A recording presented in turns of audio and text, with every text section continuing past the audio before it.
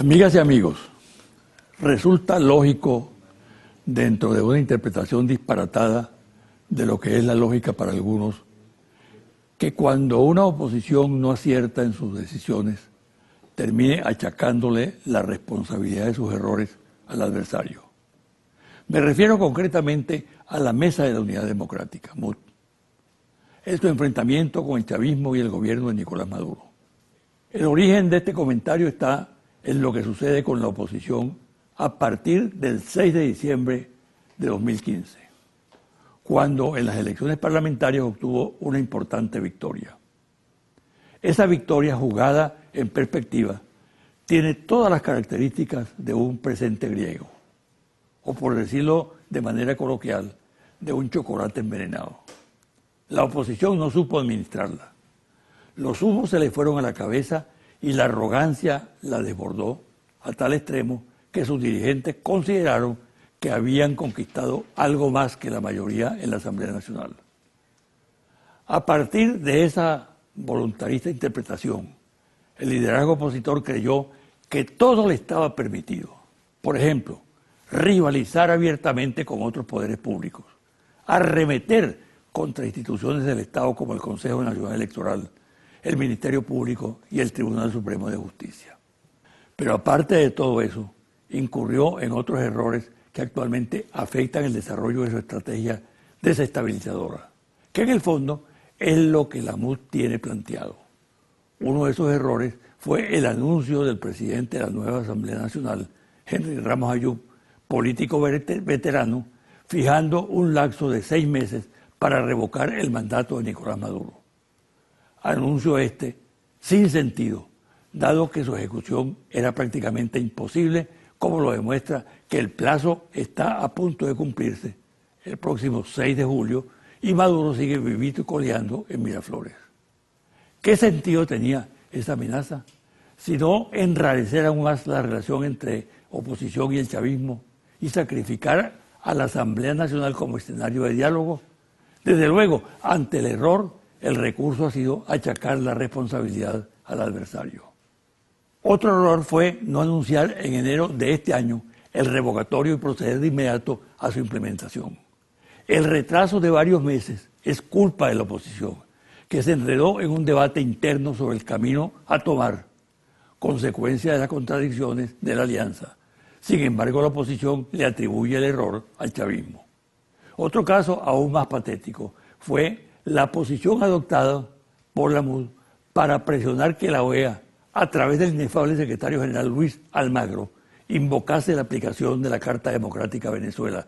Error táctico porque tal iniciativa estaba condenada al fracaso por carecer del apoyo necesario en el organismo regional. Pero también error por la lamentable imagen de desprecio hacia el país que proyecta la oposición, algo verdaderamente sin precedentes. En concreto, luego de una victoria malbaratada, la situación de la oposición no puede ser más deplorable. En vez de consolidar una posición de opción confiable, siempre ha estado en la búsqueda de derrotas, con lo cual se incrementan sus divergencias internas y crece el malestar entre sus partidarios. Otro comentario. Con la torpeza que la caracteriza, la oposición trasladó la polarización a la OEA y pretendió sentar en el banquillo a su propia patria, en la reunión del organismo regional en Santo Domingo. Pero como dice el refrán, el tiro le salió por la culata. Una hábil y firme política del gobierno venezolano le dio la vuelta a la situación. La delegación venezolana, en un extraordinario trabajo de equipo liderizado por la canciller Delcy Rodríguez, colocó contra la pared tanto al inefable secretario general de la OEA, Luis Almagro, como al coro conformado por opositores que fungían de asesores en alianza con la delegación norteamericana. Venezuela consolidó allí una mayoría de países que respaldó los valores fundamentales del derecho internacional, como son la no intervención y el respeto a la soberanía. Logró descalificar a Almagro y llevar a este personaje al Consejo Permanente del organismo para ser evaluado. Pero también consiguió un impacto ante la opinión pública cuando el secretario de Estado norteamericano, John Kerry, le solicitó una entrevista, óigase bien, le solicitó una entrevista a la canciller venezolana para reorientar la relación Estados Unidos-Venezuela, que dejó estupefacta a la oposición cipaya. Los venezolanos tenemos que estar orgullosos por la victoria alcanzada en República Dominicana. Es una victoria de la dignidad nacional en la cual se impuso una línea de acción correcta trazada por el presidente Maduro y la capacidad, coraje, preparación de Delcy Rodríguez, venezolana ejemplar, junto con el equipo que la acompañó. Una pausa y el regreso converso con Eleazar Díaz Rangel, director del diario Últimas Noticias, columnista y analista político.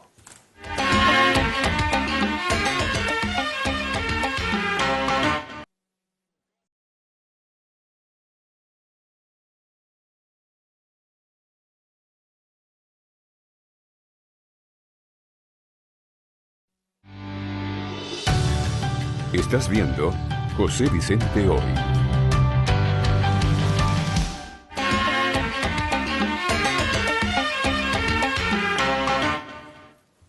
Mi invitado de hoy es Eleazar Díaz Rangel, director del diario Últimas Noticias, columnista, analista político, hombre con el cual se pueden hablar muchas cosas.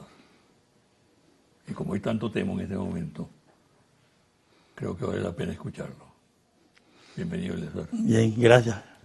Mira, en las últimas semanas ha venido aumentando considerablemente la escalada internacional contra Venezuela. Grupos económicos poderosos, la derecha, tanto regional como mundial, Sí. y también, por supuesto, Estados Unidos y los medios de comunicación. Y algunos gobiernos. Y algunos gobiernos también. Pero como la política es tan fluida y se presentan cambios impredecibles, en los últimos días ha habido unos cambios insospechados. Vamos a arrancar la entrevista con esto. Bien, sí. Realmente sorprendente, ¿no? Por cuanto la posición de John Kerry, que era el canciller, el secretario de Estado, había sido al comienzo en Santo Domingo, en la reunión de la OEA, un poco armonizando con las peticiones de la publicación de la Carta Democrática. Sin embargo, inesperadamente se produce la reunión bilateral con nuestra canciller Delcy Rodríguez y de allí sale el anuncio. Solicitada por Kerry. Solicitada por Kerry, exacto. Sí. Y cuando estamos diciendo Kerry, estamos diciendo presidente Obama, porque ese era un cambio demasiado trascendente.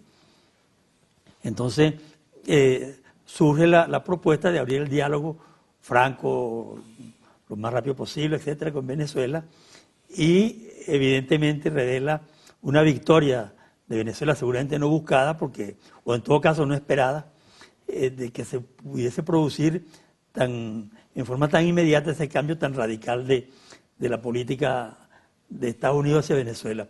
La pregunta es, ¿por qué ocurre eso? Estamos a meses de las elecciones en los Estados Unidos, hay evidentemente juego de interés en Washington, en la Casa Blanca, pero pareciera que un factor muy importante fue o es que la presencia venezolana no es una presencia aislada ni sola, que ha tenido el apoyo de la mayoría de los países de América Latina, incluido Brasil y Argentina, que se suponía iban a tener posiciones, porque ellos votaron entre los 19 que aprobaron la propuesta venezolana de la reunión del el martes, sobre la conducta de Almagro y el informe de los tres presidentes.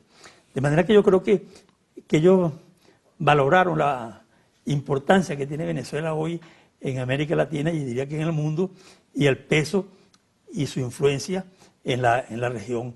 Y eso les hizo, o debió ser uno de los factores que les hizo cambiar de opinión. Sí, eso es así. Ahora, eso se presta para que nosotros conversemos hoy, por ejemplo, sobre, tú que les has hecho seguimiento permanentemente a la política exterior, particularmente de Estados Unidos, un seguimiento que arroja luces en este momento, porque la política exterior de Estados Unidos tiene ese tipo de cambios sorprendentes, Claro. ¿no? Sí, Incluso si uno- embarca muchas veces a muchos amigos, ¿no? Los deja sorprendidos. Sí, si uno hace un recuento rápido de la evolución de esa política, y la fijamos en 1846 cuando invade México, toma el territorio mexicano, se lo anexa y comienza un periodo de consolidación de los nuevos Estados Unidos porque había crecido significativamente. Y después viene la ocupación militar de Haití y de la República Dominicana en 1915 en adelante, hasta el año 27 cuando lo hace en Nicaragua, pero consigue la respuesta de Sandino y los obliga a salir. Hasta allí es esa política de invasión y de ocupación militar.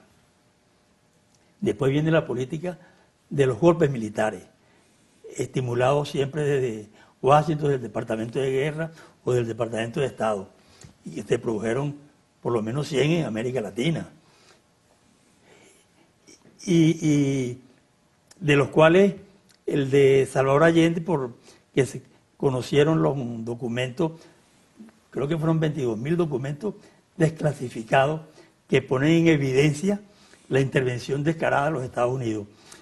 El secretario de Estado, Colin Powell, dijo que era para compensar un poco el daño que se le hizo a Chile, que se le entregaban copias de los documentos desclasificados. Bueno, pero pareciera que ahí termina ese periodo de golpes militares. Y después viene uno que se inaugura en Honduras con Zelaya.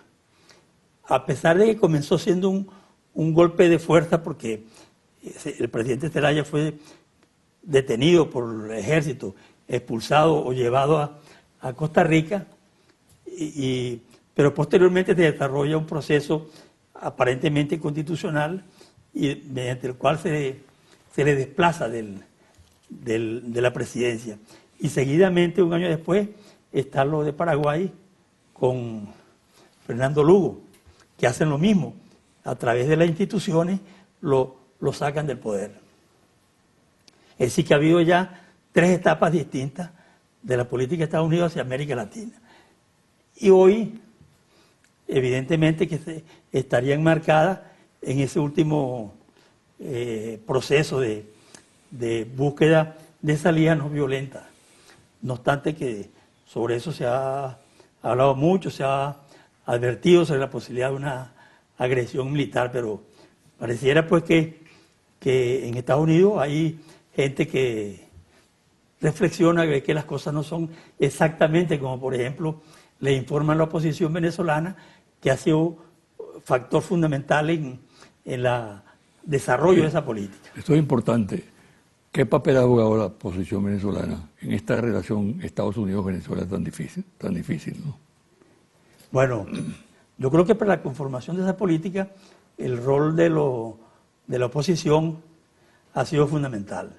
Es decir, yo creo que ellos son los que han venido alimentando en políticos norteamericanos, funcionarios de alto nivel, con la creación de un cuadro que no existe interior en Venezuela, de dificultades más allá de las que son obvias y objetivas y visibles. La oposición pareciera que haberle hecho creer que dentro del país hay una inmensa mayoría en contra, se apoyan en la votación del 6 de diciembre y evidentemente persuadieron a sectores del Departamento de Estado a tener una actuación en armonía con la aplicación, por ejemplo, de la Carta Democrática. Pero eso parece que comienza a cambiar, porque es la única aplicación que uno consigue al cambio de política de Estados Unidos hacia Venezuela. ¿En qué situación queda la oposición en este momento? No sé cómo será posteriormente, pero en este momento que estamos hablando. Bueno, yo creo que queda como muy confortable, ¿no? Como la posición de Almagro en la OEA, ¿no? Sí. Aislado, casi sin puntos de apoyo. Sentado en el banquillo ahora. Exacto. Y eso todo hace suponer que en la reunión del martes 21 la posición de Venezuela. Esa fue una reunión muy importante porque Venezuela obtiene 19 votos para aprobar el Consejo Permanente para el martes 21. Y que prácticamente es una investigación a Almagro. Exacto. Porque hasta las cuentas se la van a Así es. analizar. Son dos ¿no? puntos. El informe que van a presentar los expresidentes que han estado de mediadores y la conducta de Almagro como secretario general. Eso va a ser... Bueno, ya la votación fue una victoria y seguramente los resultados del martes serán otro triunfo de la política y de la diplomacia venezolana, ¿no? En el cual evidentemente el rol que ha jugado Delcy Rodríguez, la canciller, ha sido muy significativo y extraordinario. La oposición en Venezuela ha venido jugando con dos elementos a partir del 6 de enero, del 6 de diciembre, ¿no? Uno, el revocatorio. Otro, la Carta Democrática aplicada por la OEA a Venezuela. Bueno, ¿cómo percibes tú la situación de esos dos elementos que ha manejado la oposición en este momento? Yo le añadiría uno que ellos han abandonado. No sé si percibes que ellos al comienzo, cuando tienen esa victoria tan aplastante con una mayoría calificada, les hizo creer que prácticamente el poder descendía de Miraflores al Palacio Legislativo y que era la Asamblea Nacional la que tenía el sartén por el mango, ¿sí? Lo que iba prácticamente a gobernar. Y de allí vino el anuncio ese de Ramos Aluz de que el 5 de julio salía el presidente Maduro, ¿no?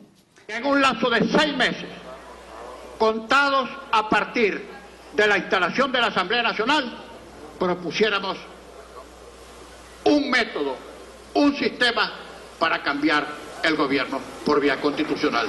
Eso lo haremos. Eso fue abandonado cuando a poco de andar se dieron cuenta que eso era absurdo pensar en ese tipo de salida. Y entonces vienen... Está a punto de cumplirse. Sí, fue dentro de poco. Sí. Bueno, el Gattuso ya lo ha venido negando, que nunca dijo eso, etcétera. Pero bueno, eso está a la vista de todos los venezolanos que vieron en televisión la advertencia, el anuncio que él hizo. Bueno, entonces queda amarrados férreamente al revocatorio y a la Carta Democrática. Con lo del revocatorio, pues,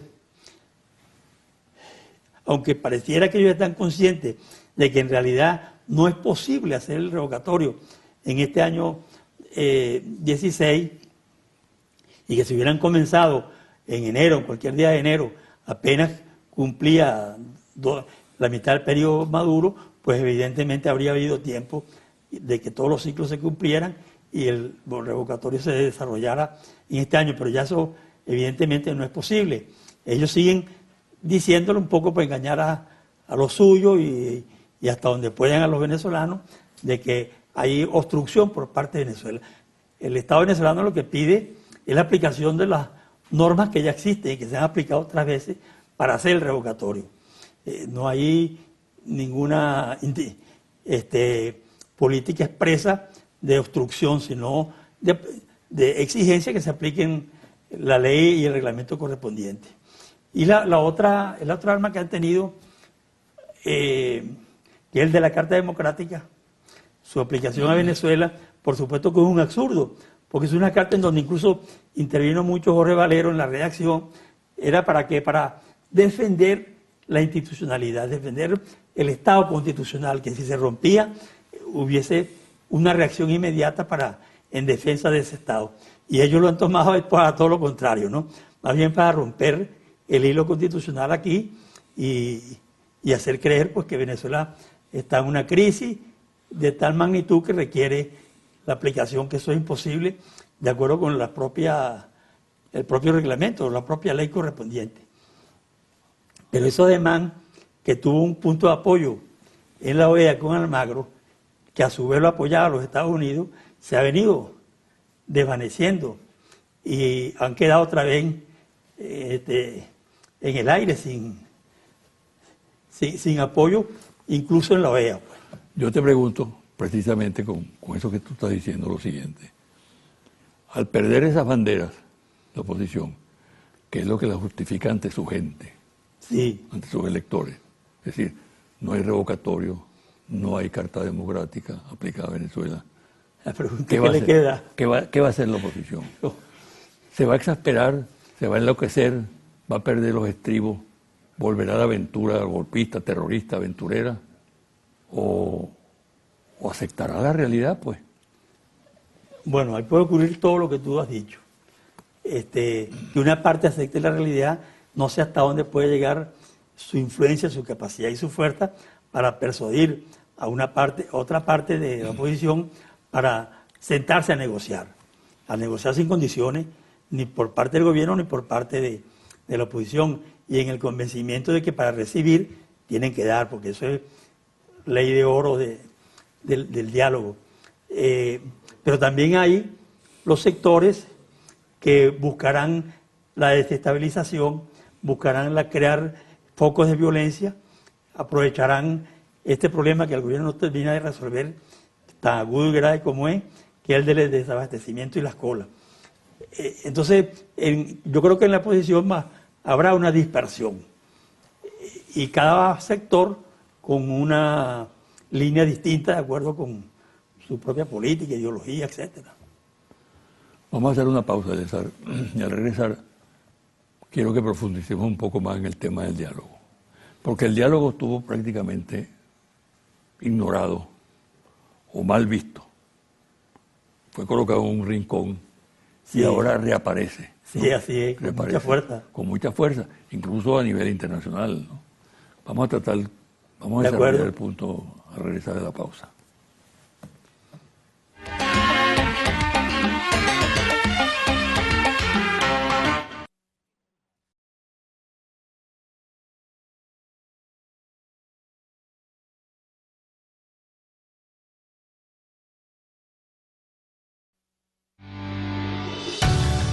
Estás viendo José Vicente Hoy.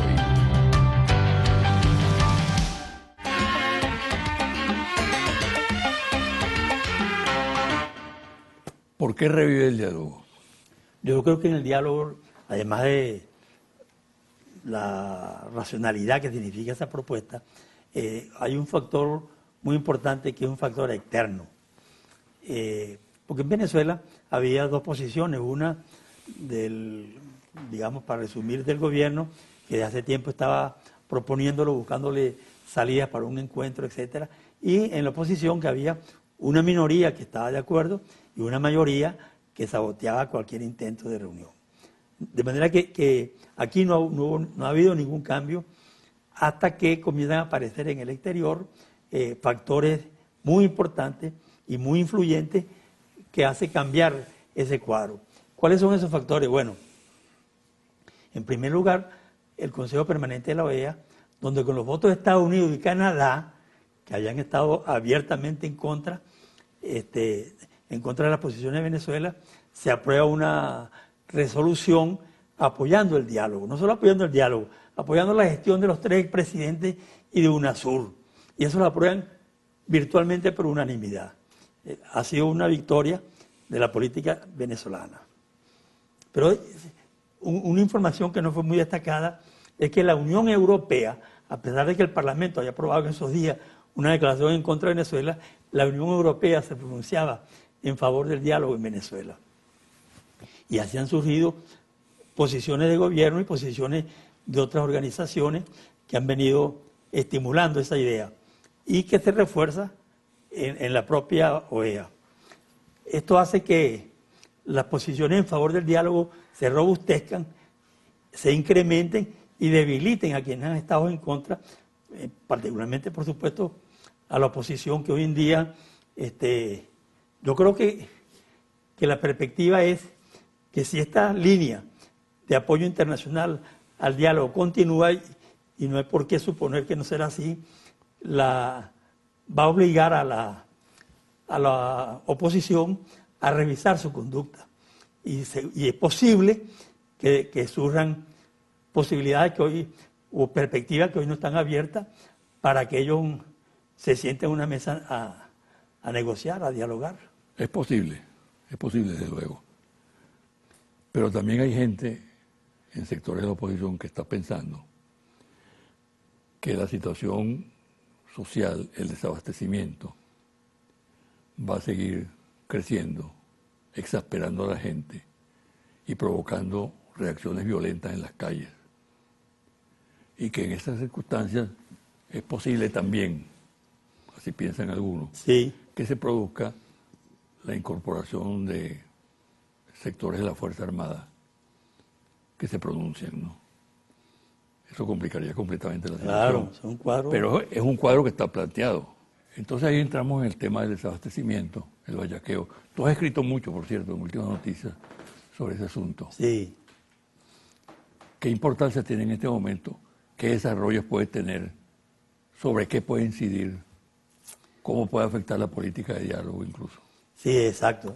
Bien ese planteamiento porque el desabastecimiento y las largas colas han dejado de ser un problema social y digamos socioeconómico, si quiere extenderse. Ya no es el problema de la necesidad de alimentación, la necesidad de tener precios más bajos, etcétera, y de la incomodidad que genera, por supuesto, en lo que hacen las colas, ¿no? Sino que se ha convertido en un problema político y que pudiera afectar la estabilidad del propio gobierno. Por esas razones que tú exponías de que en la oposición hay sectores que realmente creen que tienen al gobierno contra la pared, que con un empujón puede ser desplazado y que no pueden ceder en darle oportunidad para que coja aire o lo que en el boxeo se llama un segundo aliento, ¿no? Sino que es el momento de insistir en confrontarlo y aislarlo. Hoy en día, han sido una mayoría hasta ahora, y quizás con ese hecho objetivo, que es el de la existencia de la escuela y los problemas de los altos precios, escandalosos precios,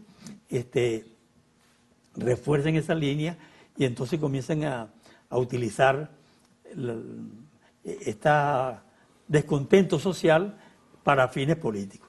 Ahora, la pregunta que uno se hace, que yo me la he hecho en mi columna algunas veces, es por qué el gobierno no ha sido más activo, más eficiente en el combate al bachaqueo, porque no se le puede reclamar al gobierno, o no se puede pensar que el gobierno tenga capacidad de cubrir el déficit agropecuario que hay en Venezuela, porque es un proceso de la siembra, cosecha, etcétera, de ciclo, que hay que esperar su desarrollo. Pero sí se le puede exigir, como se ha hecho en varias oportunidades, y yo lo he escrito varias veces, cónchale, que sea más eficiente en ir resolviendo ese problema que se ha extendido a todo el país y que ha crecido en los últimos meses. ¿Por qué sitios que ellos saben donde pululan los bachaqueros, aquí en Caracas, y me imagino que en todas las ciudades, el gobierno no actúa? ¿Por qué no hace batidas? ¿Por qué no detiene a tantos responsables de lo que ya es un delito, ¿no?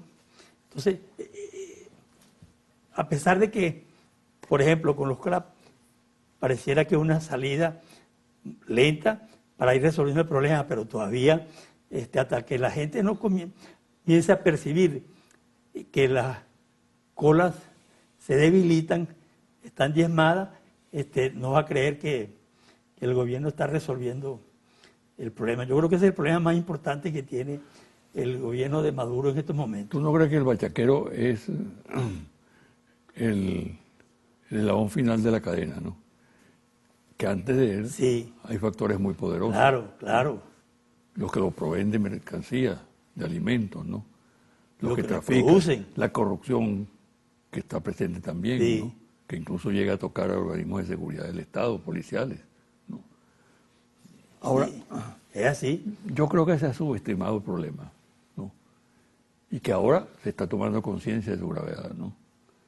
Un poco tarde quizás, Un poco tarde, un poco tarde. pero aún a tiempo de enfrentarlo y golpearlo duramente, porque es que, como tú lo insinúas, yo creo que el gobierno se ha dado cuenta de que eso puede afectar su propia estabilidad. Si suman esas explosiones sociales, esos conflictos que ha habido en cola, dispersos en todo el país, en diversos sitios de Caracas, y que de pronto se puedan convertir en una explosión social estimulado por los sectores de la oposición. Entonces, si ese proceso no es detenido, entonces es impronosticable su desarrollo. Alguien bastante informado, cuando se abre la situación del país, me decía, mira, hay muchos problemas en el país, ¿no? Uno de esos problemas es el desabastecimiento. Aparentemente se puede resolver ese problema. Hay que abastecer el país. Eso es fundamental en este momento, en estas circunstancias. Ahora, ¿por qué no se hace?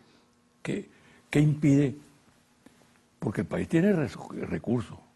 El país está comprando alimentos. Claro. Se está produciendo alimentos también ya. Y ha comenzado un proceso de producción interna también. Entonces, ¿qué ocurre? ¿Por qué estamos ante esa situación tan grave, un poco como inermes, totalmente indefensos, ¿no? Pero a eso hay que sumarle la simultaneidad del problema de los altos precios, que tú tienes que tener idea de lo escandalosos que son. A mí me sorprendió que yo compré hace 2 o 3 días unos cambures de ese que llaman manzano, que es pequeño, pues, y resulta que cada cambur de esos me costaba 100 bolívares. Es decir, ya yo sabía que un plátano son mucho más de 100 bolívares, pero nunca pensé que un cambur llegaba a ese precio. Pero eso se repite en productos industriales, productos que vienen del campo directamente, y los productos importados, porque si hay que golpear, evidentemente hay que hacerlo, al bachaqueo, su expansión, simultáneamente, tú tienes que enfrentar el problema de los altos precios, que son escandalosos y sin ningún intento de contenerlos. ¿Qué opinión te merece a ti esa situación que se plantea en este momento por parte de aquellos que están apostando al estallido social, a una repetición de un Caracazo? Bueno, bien complicado lo que me planteas, porque evidentemente hay gente interesada en hacer eso y se ve en algunos hechos. Parece que, por ejemplo, en los de Cumaná de la semana pasada hubo esa infiltración de gente con interés político, además del vandalismo que estuvo presente, en estimular y magnificar ese tipo de reacciones violentas. Y eso se ha repetido en otros sitios. Nosotros este domingo creo que publicamos un reportaje sobre incluso muertos y heridos que ha habido por la acción de los bachaqueros en las colas. Ahora, ahí habrá un enfrentamiento o una contradicción entre la conciencia social de la mayoría de la gente que ha venido soportando esas colas durante ya meses, con un increíble estoicismo, ¿no? Sí, exacto. Igual que como pasó en los paros bueno, cuando hubo el paro petrolero, el sabotaje petrolero, etcétera, que hubo también numerosas colas, no hubo incidentes, pero ese fue un periodo más corto, ¿no? Pero ahora ya se han producido algunos incidentes y no tendría nada de raro que gente en la oposición, de los más radicalizados, los más ultrosos, estén pensando o planificando u organizando cómo lograr que esos estallidos sean coincidentes y se produzcan ya no estallidos locales o parcializados, sino una explosión social. Yo creo que hay capacidad organizativa por parte del partido de gobierno, del PSUV, y de sus partidos aliados para enfrentar esta situación, pero de todas maneras genera interrogantes preocupantes. Para concluir, tu pronóstico. Los Juegos de Río de Janeiro o la Copa del Fútbol. Aquí, tu pronóstico. ¿Se impone el diálogo o se impone la violencia? Bueno, ahí se suma mi deseo y lo que ha sido mi concepción política de que el diálogo debe imponerse, ¿no? Sobre todo si esa tendencia o corriente que hemos observado en el exterior de organismos importantes continúan su presión, llamémoslas así, para obligar a las partes a reunirse. Y entonces esa contradicción va a llegar al seno de la oposición y de acuerdo a la fuerza que tenga esa presión o ese pronunciamiento en favor del diálogo desde el exterior, ganará una de las dos fuerzas. Yo confío y aspiro a que esas decisiones del exterior van a continuar y van o a aislar totalmente a la oposición, lo que verían ellos como algo extremadamente negativo, o los obligará a revisarse y sentarse a la mesa a negociar sin condiciones. Bueno, muchísimas gracias, pues. Mucha suerte. Una pausa y al regresar, los confidenciales.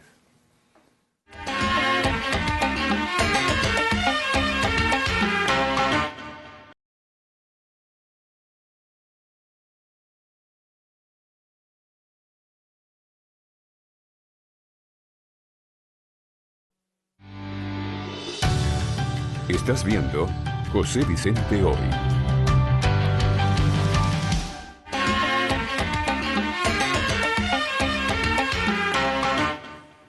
Y ahora, los confidenciales. El expresidente colombiano Ernesto Samper, secretario general de la UNASUR, se ha manejado con extrema habilidad y ha ganado confianza en la región. El contraste con la actitud asumida por el secretario general de la OEA, Luis Almagro, es patético. El uruguayo se plegó a la presión de los Estados Unidos y se convirtió en vocero de la oposición venezolana, incluso en los aspectos más absurdos que maneja esta. De la política asumida por UNASUR surge la reactivación del diálogo para adoptar esta opción. Fue un acierto la escogencia de los facilitadores, el español Zapatero, el dominicano Fernández y el panameño Torrijos, quienes han dado un aporte de prudencia y seriedad a la gestión que cumplen. Esta actitud ha terminado por ser reconocida por voceros de la oposición, quienes al interior de la MUD se han colocado a favor del diálogo que antes era considerado una especie de herejía. Por cierto, resulta insólito, pero es así. Los factores que integran la MUD no se han sabido manejar en la nueva situación que se ha creado. Han demostrado incapacidad funcional para operativizar la convocatoria del revocatorio y no midieron las consecuencias políticas de auspiciar la aplicación a Venezuela de la Carta Democrática. Tales desaciertos han mellado más la imagen de la oposición ante sectores y personalidades que antes la seguían incondicionalmente. En medio de la OEA, la actitud de la oposición venezolana empeñada en que su país se le aplique la Carta Democrática es vista con desagrado, así como el papel que cumple el secretario general Luis Almagro, que algunos consideran se inspira en intereses crematísticos. A todo lo anterior hay que agregar el sorprendente viraje que ha tomado en los últimos días la relación diplomática y política Venezuela-Estados Unidos. La sorpresiva reunión de John Kerry, secretario de Estado norteamericano, y Delcy Rodríguez, la canciller venezolana, la designación de Tom Shannon como contacto oficial entre Washington y Caracas, quien viajará en funciones de inmediato al país, es sin duda un paso de gran importancia. La oposición, que no se aparta del esquema que consiste en estimular reacciones negativas de la Casa Blanca contra Venezuela, fue sorprendida con lo sucedido y quedó prácticamente fuera de balance, haciendo conjeturas acerca de lo que pasa. El balance interno de la situación en la MUD es el siguiente. Ramos Ayub con una posición personal que cada día suscita mayores reservas. Por otro lado, Capriles con un planteamiento propio y la gente de Leopoldo López que aparece como la más beneficiada entre los sectores radicalizados. Primero Justicia, que es el partido mayoritario de la MUD, no ejerce la influencia que se esperaba de esa organización y se distrae con escarceos polémicos con el gobierno sin mayor importancia. Admiré a Cassius Clay, Muhammad Ali, como fanático del boxeo que soy, porque fue un gran atleta que además pensaba y se resteaba con lo que creía. De él es esta frase cuando se negó a alistarse para la guerra en Vietnam. Comillas, ¿por qué me piden ponerme un uniforme e ir a pelear a 10.000 millas de casa, arrojar bombas y balacear gente negra? Mientras los negros de Louisville son tratados como perros, cierra comillas, paz a su alma. Confidencial al cierre. Monitor País, Interlaces Confidencial. De reporte ejecutivo. Ficha técnica, 1.500 entrevistas directas en hogares en todo el país del 7 al 15 de junio 2016. Resultados. Intervención y mediación internacional en Venezuela. ¿Usted estaría de acuerdo o en desacuerdo con que haya una intervención internacional en Venezuela para sacar al presidente Maduro del poder? En desacuerdo, 67%. De acuerdo, 26%. No sabe, no contesta, 7%. ¿Usted estaría de acuerdo o en desacuerdo con que haya una intervención militar internacional en Venezuela para sacar al presidente Maduro del poder? En desacuerdo, 84%. De acuerdo, 13%. No sabe, no contesta, 3%. ¿Usted estaría de acuerdo o en desacuerdo con que haya una mediación internacional que promueva el diálogo entre el gobierno y la oposición? De acuerdo, 82%. En desacuerdo, 15%. No sabe, no contesta, 3%. ¿Usted tiene una opinión favorable o desfavorable de la Organización de Estados Americanos, OEA? Desfavorable, 60%. Favorable, 27%. No sabe, no contesta, 13%. Algunas personalidades han planteado la necesidad de la mediación del Papa Francisco para promover la paz y el diálogo en Venezuela. ¿Usted estaría de acuerdo o en desacuerdo con esta idea? De acuerdo, 89%. En desacuerdo, 9%. No sabe, no contesta, 2%. Algunas personas opinan que lo más conveniente para la estabilidad de Venezuela es que se produzca un diálogo entre el gobierno y la oposición para ponerse de acuerdo en cómo resolver los problemas económicos del país. ¿Usted estaría de acuerdo o en desacuerdo con esta opinión? De acuerdo, 74%. En desacuerdo, 25%. No sabe, no contesta, 1%. Hasta aquí el programa de hoy. Me despido hasta el próximo domingo a las 9 de la mañana por este su canal Televen.